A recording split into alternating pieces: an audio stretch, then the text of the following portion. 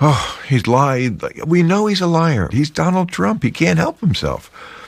He's crazy. I mean, I think literally crazy. I think there's a kind of a level of malignant narcissism, which is not just a personality quirk. It's diagnosable, and he suffers from it. Trump has made over 8,000 false or misleading statements as president. Nothing like this has ever happened before. If you had him on real time, what would you ask him? Would you please go away? That was, of course, comedian Bill Maher in an interview with CBS, and I want to take a look at a few moments from it. We'll look at him responding to the fact that Trump had attacked him on Truth Social. We've covered in the past Bill Maher on his show, triggering Trump into Truth Social meltdown, so he'll speak to that. And then we'll get to a different part of this interview that will be the jumping off point for an important conversation. But first, here is more from the Trump-related section. Have you asked him to come on? Of course. We've asked everybody, I mean, of that stature. He knows he has an open invitation to come on, but I don't think he really hates me, because I think the amount of times that he goes after me. He watches the show. Accidentally. It's always accidentally. He watches it accidentally every week. It's amazing. So there's that. And then we move from sort of his correct critiques and stark thoughts about Trump to what I've said before, which is that Bill Maher and I, obviously, since we're both liberal, agree on a lot of things. And he thinks Biden should win. We both think Trump's a threat to democracy. But I've also said in past segments about him that he misses the mark in major ways in his coverage of this current political moment. So I'm happy in this segment I'll have the chance to dive into what I mean by that more, because it's not just Bill Maher that I have this criticism for. It's a broad issue in much of the mainstream media, just not quite getting it correctly and covering this moment because it's so unique. And before I break that down, here's another moment from this interview. And while you're watching, please make sure you're subscribed to this YouTube channel by clicking the subscribe button. And I wanted to find that answer. I speak for the normies, you know. I speak for that, I think, vast middle that is tired of the partisanship. I don't want to hate half the country, and I don't hate half the country. You write a lot throughout this book that the left irritates you, frustrates you at times, but the right often alarms you. Yes. They're very alarming. They're extremely alarming. More alarming. What do you say to your critics, though, who say, then you should just focus on them, Bill? If they're more alarming to you than the left, then why not shine the spotlight on them only? The truth isn't one-sided like that. The Democrats constantly are running against Trump with the idea, you people out there couldn't possibly vote for this guy. And people are saying, watch me, hold my beer, watch me to vote for him again. Instead of just saying, oh, he's lied. We know he's a liar. And then it gets into what we already saw. So I'll preface this by saying it's really difficult to properly articulate this exact criticism every time it comes up with any media figure or organization, because it's such an arbitrary and subjective point inherently. It's based on how these individuals are emphasizing certain subjects and how things are being conveyed. So it's not as simple as here's the exact phrase that was problematic there. But to sort of start with this, he said he's tired of the partisanship, which aren't we all? Easy to sympathize with that perspective. But to me, it served as a reminder of the way that even the subject of partisanship is misconstrued. I think the way that Bill Maher and many others discuss these current partisan times actually gives a false impression of the problem and thus leads people to an improper conclusion about the solution. And it is an understandable mistake because it's simpler. It really is simpler to think of our current political moment like many people depict it, which is to say that if we all agree, as I think we do, we're in hyper-partisan, polarized, divided times, then isn't it sort of the simplest explanation to say that that must be because both parties in this partisan framework are sprinting in opposite directions and becoming consumed by extremism in a somewhat equivalent sense? That would make sense. And that's what a lot of people think, but that leads a lot of people to either disengage from being active in politics because both parties are worthless, so what's the point? Or believing the solution is splitting the difference between the power center of the Republican Party and the Democratic Party. Just plop yourself right in between Trump and Biden if we could only have a third option right there. And that's why a lot of people are falling for the likes of RFK Jr., even though that's not what this moment calls for. But by portraying that framework to an audience, you are actually wildly misconstruing the situation and misinforming people about this current political moment. I'll, of course, explain what I think the correct framework is. And it's, don't worry, not as simple as the left is great because I'm on the left. Everything is perfect. We'll get to it. But before getting to that, let me lay out a couple of crucial things for you to keep in mind. Bill Maher's whole brand, and I don't even say this in a negative way, just sort of descriptively, as he even sort of said, is an above the fray, above partisanship. I go after both sides, while to his credit, understanding Trump is worse and a greater threat, but not loyal to either party type of guy. And of course, on its face, it's admirable and honest to be able to see the faults of all figures and ideologies, not just the ones on the quote unquote other side. But what I see with figures like Bill Maher and many in the mainstream media is a distortion of reality through the pursuit of the aesthetic of unbiasedness. Pretty abstract, but we'll get into it. So just like how distorting reality in favor of your partisan bias is wrong, also desperately trying to appear unbiased and above the fray in a way that distorts reality is wrong. We've heard from people who worked in mainstream media who underline this issue where because there's so many bad stories about Trump, because he's bad, because of his actions and his words, to try to balance the scale, there will almost be this artificial emphasis of negative Biden stories, even when it's not necessarily called for. It doesn't make a whole lot of sense. And your obligation in the media, to be clear, is to cover stories accurately and emphasize subjects based on their importance in the lives of your viewers. Now, why do I always include that second half? We could just leave it at accurately, sure, but accuracy has more to do with it than just stating factual information. There's actually even more obligations on top of that. And to bring that to its most basic form, just think about every media pundit and outlet. They have a decision to make in every single moment that they're on the air or writing for a publication, if it's a written publication. And that is what to talk about and what about that thing to talk about, which is to say that there's limited time, obviously. And so you can't deliver every single story to an audience. And even among the stories that we choose, we can't go through every single detail. For example, I actively choose to cover Trump's trial. And then within that, we don't have enough time on the show for me to give every single factual detail from the hours of court. So I have to choose which details I find notable, again, just as a matter of time. And each one of those decisions is affecting how the audience, how you all perceive a given story. And that's why accurate emphasis is as important as accurate facts. You have to do both. For example, a bad example of this is Fox News.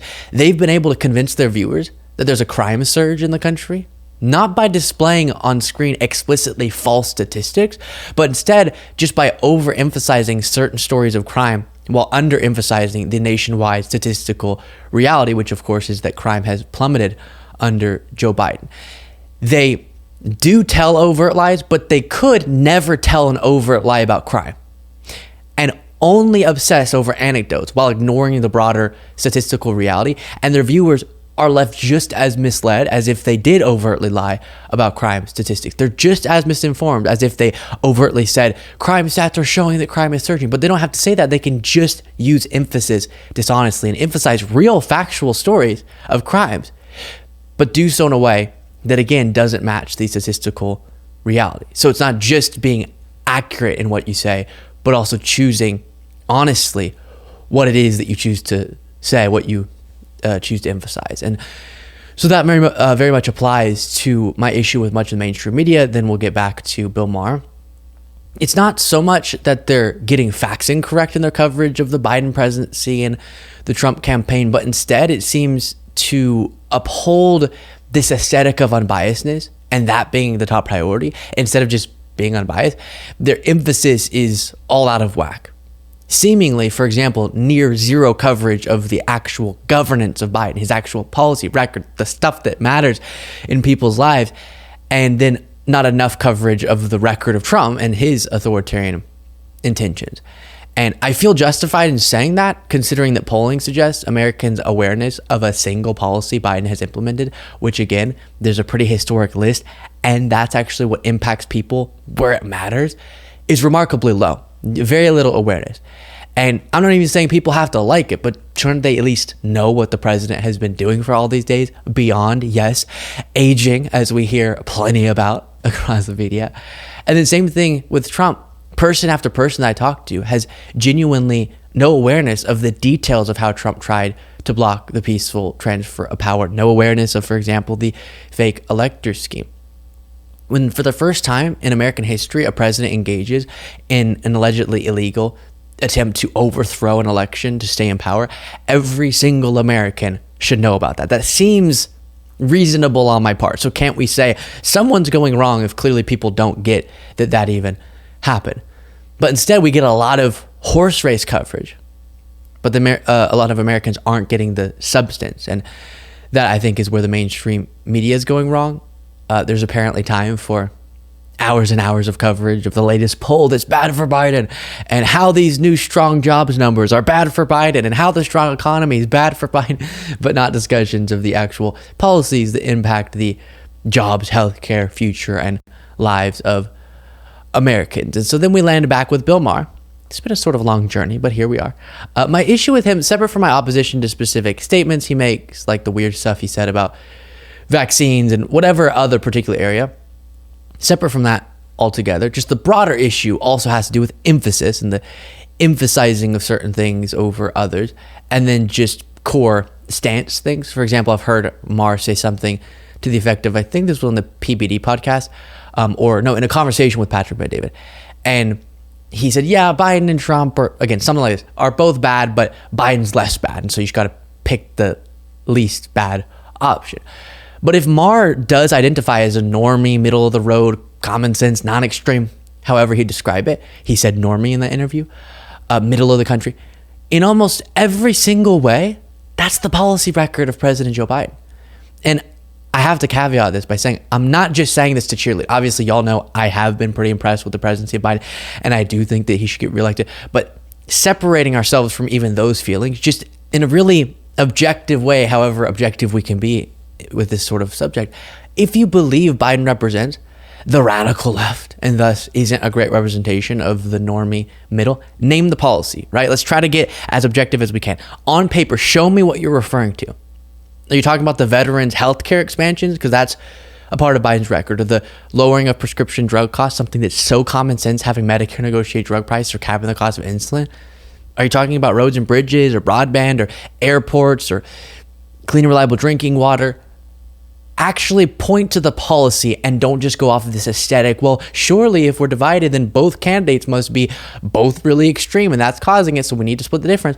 What's the policy? Because I see a policy record of a pretty common sense, normie, as he said, type of guy. But see, again, I think these criticisms are so often more aesthetic and not policy-based. And I beg people, get back to the policy. That's how we bring the temperature down. There are areas where I think on policy Biden should be more progressive, but that's not Maher's concern, obviously. So what makes Biden the representation of the extreme is my question to anyone who's pushing that idea. And super importantly, the normie middle right now in the country, if you do poll issue by issue, is smack dab in the middle of the Democratic Party. It's not in between the Republican and Democratic parties. I know that's the simpler explanation. If you have two parties, then the middle of the country must be in the middle of those two parties. That's not where people are. On the actual issues, and not the aesthetics or branding or social media figures, or I heard someone radical who's on social media who identifies as leftist. Actual policies, most Americans are aligned with the Democratic Party issue by issue. And if people gave an accurate assessment of this current political moment, it would be understood that while Trump represents the extreme part of his side, Biden does not represent the extreme part of his. And that gets to what I've said so many times and is a fundamental misunderstanding for people who share Maher's view on some of these things. There is absolutely extremism on both sides. Yes. Hello, social media. I have to deal with it constantly. People are annoying of all different political stripes. But in politics, we have an obligation to, again, emphasize those in positions of power. That gives us a more accurate reflection of the prevalence of a given ideology. How pressing is it? How notable is it? Rather than just observing some loud person out there in the world. And so Maher, I think he sees aspects of the left that he doesn't like, and then he projects it onto the Democratic Party because that's the party of the left. And on some of those even specific issues I might disagree with Maher on, if the person that he's upset with is right or wrong, whatever. But even so, the Democratic Party often doesn't reflect what people are most irritated with when it comes to the left. And in reality, in this current political moment, the Republican Party, that's the one that has the major problem with extremism taking over its party. Whereas, come on, Biden's the top dog of the Democratic Party. In no world is he some extremist, so stop acting like it. But then the top dog of the Republican Party is an existential threat to democracy. And that framework is what people need to understand. So top line, Bill Maher, based on the shows that I've seen, seems to, like a lot of people, overemphasize issues that are salacious, sure, but aren't necessarily worthy of so much coverage.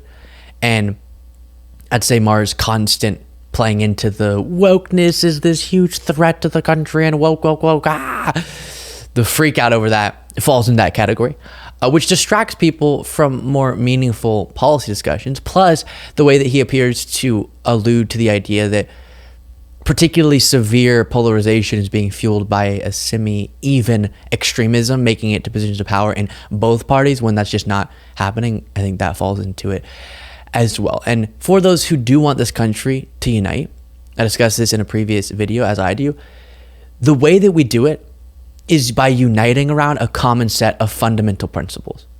Democrats, independents, and Republicans alike can unite around a common dedication to our democracy and constitutional process. But since Trump and his movement have shown an abandonment of those principles, then we have to politically and electorally reject that. Unity for unity's sake is worthless.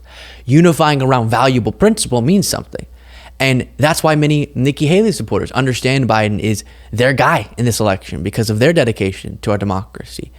And wanting to split the difference between moderate, constitutional, and authoritarian for the sake of enlightened centrism is not admirable. And because I do believe that most Americans do have the correct values deep down on our democracy, then I have to believe the only thing standing in the way of a pro-democracy landslide in November is people not understanding the stakes, being misinformed on them, and the everyone's horrible, artificial unbiasedness from many covering this election is not helpful. Now, I do just want to be clear that Bill Maher would aggressively dispute the idea that he plays into a false equivalency because he does say Biden needs to win for the sake of democracy, but I think he plays into it by often suggesting the middle of the country isn't represented by Biden. Just be accurate on even that. Show me the issue by issue breakdown of how he's radical left. And in areas I think he should be more progressive, but that's not the point.